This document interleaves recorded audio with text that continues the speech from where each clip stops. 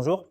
Aujourd'hui, nous allons aborder un sujet important en néphrologie, la transplantation rénale ou greffe de rein. Il s'agit d'une procédure au cours de laquelle un donneur fait don volontairement d'un rein qui est ensuite transplanté chez la personne qui en a besoin. Cette intervention est généralement réalisée chez les patients atteints d'insuffisance rénale chronique, ce que nous appelons la maladie rénale terminale, c'est-à-dire que les deux reins sont endommagés de façon irréversible et que les patients sont sous dialyse. Ce sont ces patients qui ont généralement besoin d'une greffe de rein.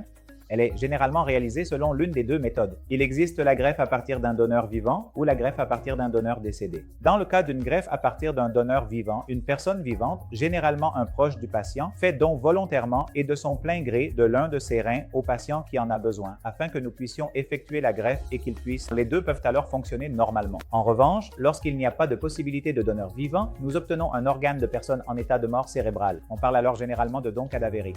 Les patients en état de mort cérébrale à la suite de maladies, d'accidents de la route ou d'autres raisons, après avoir obtenu le consentement de leurs proches, voient leurs organes prélevés, lesquels sont ensuite attribués aux patients inscrits sur la liste d'attente gouvernementale.